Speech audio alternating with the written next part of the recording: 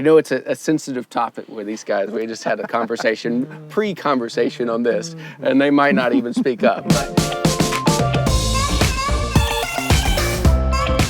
Hi, Hunter Crone with the Lakefront Group. Welcome to Dock Talk. Well, let me say Malibu Boat Talk today, because we are out on Lake Dunlap. So I got Hagan Cole, Frank Baker with us, and today we want to talk about unspoken caps to different lakes. Take Lake Placid, for instance.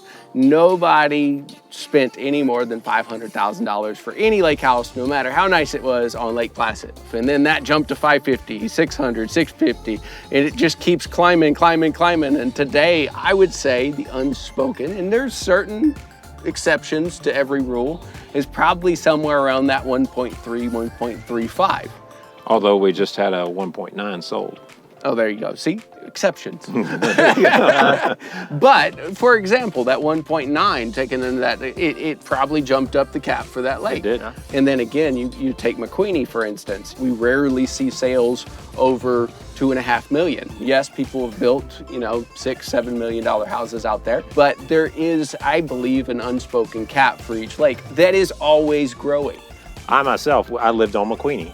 And we wanted to be on Dunlap because it's 10, 15 minutes closer to town, and everything we do is in the city of New Braunfels. So, we were willing to pay a little extra to get to this lake.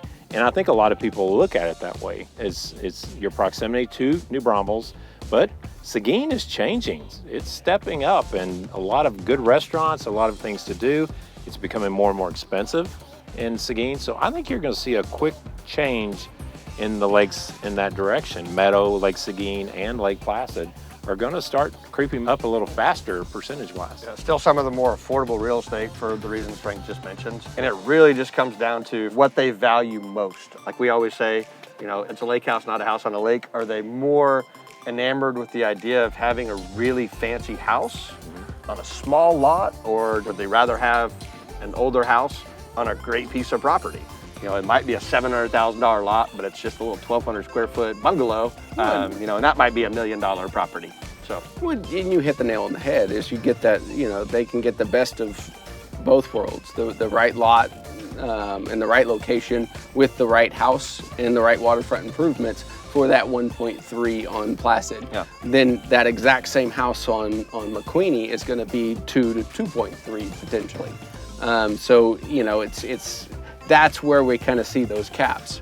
When I built my house on Lake Dunlap, I've said in the previous Dock Talk, is I overspent for the lake at the time that I built. But I knew I wasn't selling it. I wasn't planning on putting a for sale sign in my yard and potentially losing hundreds of thousands of dollars. And now I can get several times what I have into my property because I've been there for 11 years. So it's really cool to kind of see these caps, but know that they're growing.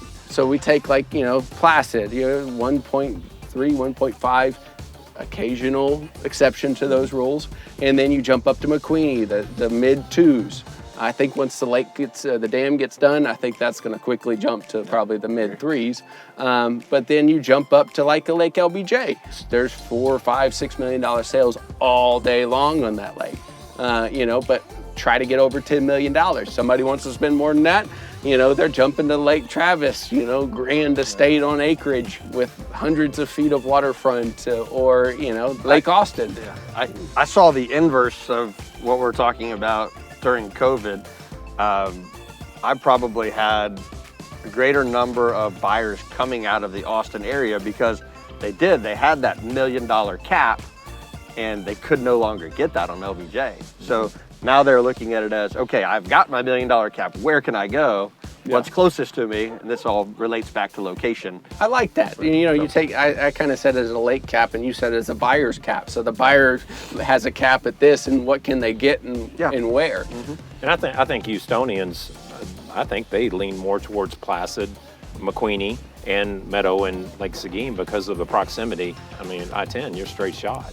So getting to Canyon Lake and getting to Dunlap, it's another 30 minutes or so. So people kind of have this it's a weekend 3 trip, hour. I talk to more buyers, and they say we're looking at any lake so long as we're within 3 hours. Right. Once you get beyond that, really, that last hour kind of tends to drag on, and And that last hour also means on a Friday afternoon, if you're leaving with your kids from where you are, Right. you probably can't get to your lake house and still have time to get out on the water. So yeah, that's another reason that's kind of important. The funny thing on the other side of that is the San Antonio buyers jump over the Guadalupe lakes a lot of times to go to the Highland lakes because it's too close to home. They want to That's funny. feel separate, and it's like I've heard that comment. I'm like, why not just 30 minutes down the road and you're at your lake house? Well, I don't feel like I feel like I'm too connected. I could go back to the office. Oh gosh, yeah. The best lake is defined by you and you alone. Exactly. You know, my opinions are my opinions, but you know what you are looking for in a lake is probably different than what I'm looking for in a lake. So Yeah, if you're a buyer, call us. We're happy to talk to you about what you're looking for and sort of fit you into what might be best for you and your lifestyle. Reach out to the Lakefront group and we'll find the perfect lake for you.